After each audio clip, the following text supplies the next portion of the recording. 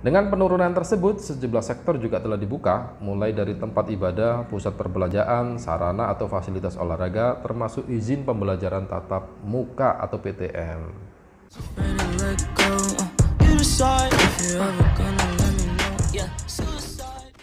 Halo kawan, kembali ketemu dengan saya Farhan di channel Farhan Nice. Kali ini saya akan menyampaikan kabar gembira untuk Anda terkait dengan akhir masa PPKM. Nah, kali ini saya membacakan satu berita yang saya ambil dari media online CNN Indonesia dengan judul PPKM Jawa Bali selesai besok, kasus positif berangsur turun. Nah, berita ini dimuat pada hari Minggu tanggal 29 sekitar pukul 18, kawan. Saya juga menyampaikan video ini pada hari Minggu tanggal 29 juga ya. Jadi informasinya tadi dan baru saya bacakan untuk Anda. Nah, isi beritanya adalah Jakarta, CNN Indonesia. Kasus corona pada masa pemberlakuan pembatasan kegiatan masyarakat atau yang disingkat PPKM di Jawa Bali selama sepekan terakhir yang dimulai sejak 23 Agustus mengalami penurunan. Penurunan tak hanya terjadi pada kasus positif, tapi juga terjadi pada kasus sembuh dan meninggal dunia. Jadi kasus sembuhnya turun, kasus meninggal dunia juga turun. Oke. Perpanjangan PPKM di Jawa Bali per minggu tanggal 29 Agustus ini memasuki hari terakhir. Pemerintah bakal memutuskan status perpanjangan tersebut pada Senin tanggal 30 Agustus besok. Jadi besok pemerintah akan memutuskan apakah memperpanjang atau mengakhiri PPKM ini.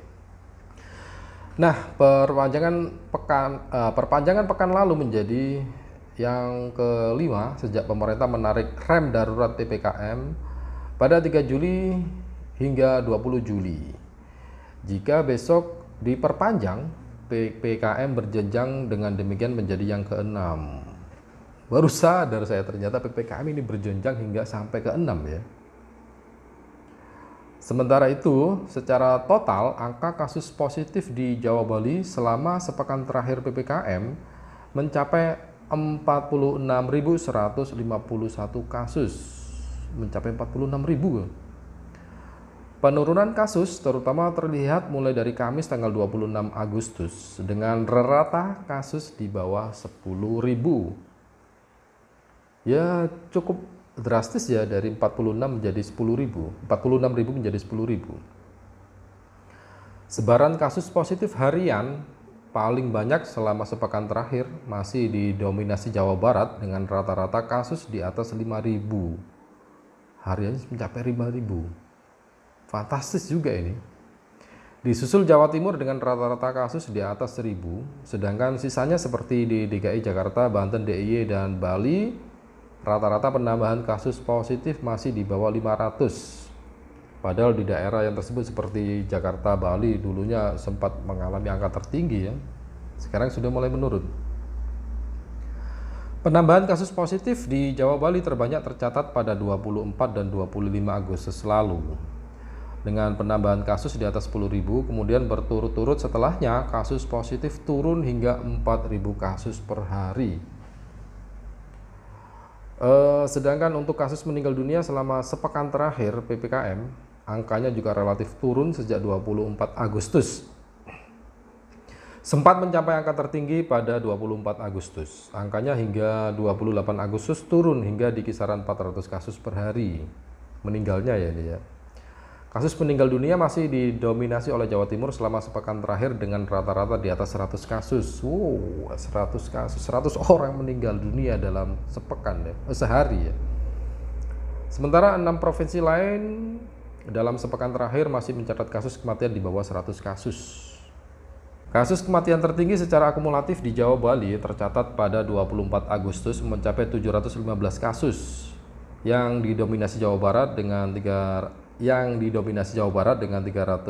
kasus, disusul dengan Jatim di 185 kasus.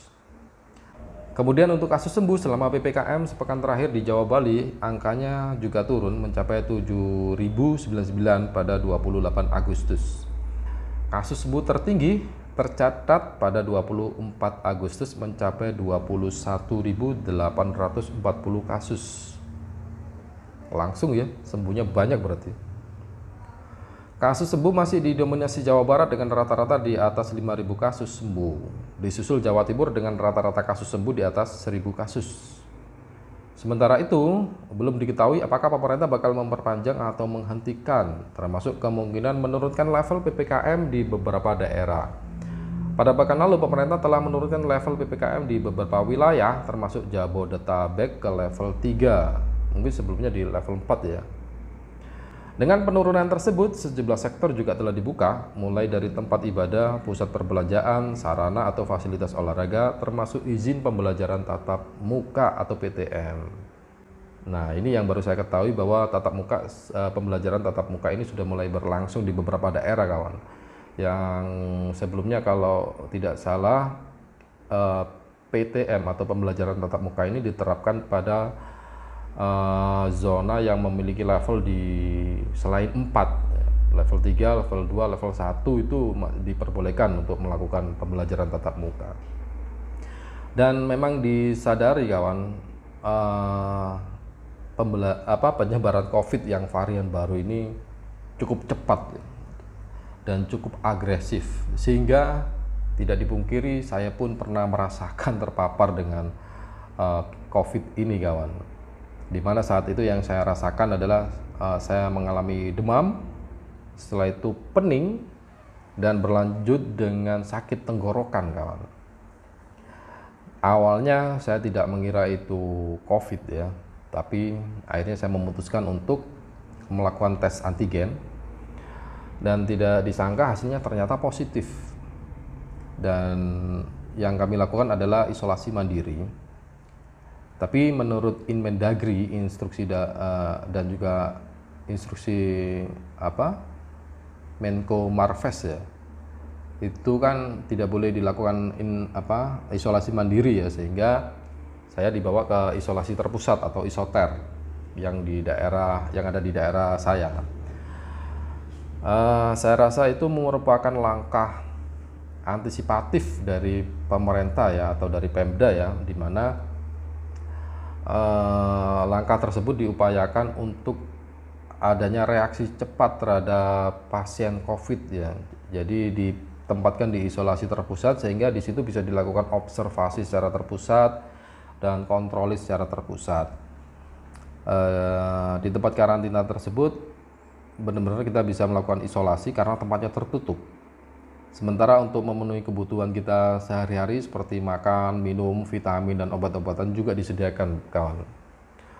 Dan bersyukur setelah mengalami beberapa waktu, tepatnya di 10 hari saya mengalami tinggal di daerah isolasi. Akhirnya bersyukur saya dinyatakan sembuh oleh dokter sehingga bisa menjalankan aktivitas sehari-hari. Oleh karena itu, kesempatan ini saya gunakan untuk menyapa Anda sekalian para subscriber, kawan. Itulah singkat cerita saya membuat video ini sekaligus memberi kabar gembira terkait dengan akhirnya masa PPKM yang berlangsung selama ini, kawan. Tapi kita masih menunggu hari Senin besok ya, apakah pemerintah memutuskan untuk memperpanjang atau mengakhiri PPKM ini. Semoga saja apa yang diambil oleh pemerintah merupakan langkah-langkah terbaik bagi masyarakat, bagi kita semua ya. Dan kita turut berdoa semoga kita juga semua segera keluar dari kondisi yang semacam ini, kawan. Oke, demikian informasi ini saya sampaikan untuk Anda. Semoga informasi ini bermanfaat, dan bagi kalian yang merasa video ini bermanfaat bisa di-share ke teman-teman kalian dan ke beberapa media sosial yang kalian miliki ya. Dan bagi kalian yang suka bisa klik like video ini. Dan bagi yang belum mendukung channel saya, silahkan klik subscribe ya, dan nyalakan loncengnya agar dapat notifikasi apabila ada informasi terbaru dari saya. Dan bagi kalian yang memiliki kritik, saran, atau komentar, itu bisa ketik di kolom komentar yang ada di bawah ini ya. Harapan saya Anda bisa memberi masukan atau komentar atau apapun, sampaikan di kolom komentar ini. Oke? Demikian video ini saya buat untuk Anda. Terima kasih sudah menyaksikan video ini hingga tuntas, dan Sampai jumpa di video-video berikutnya. See you next time.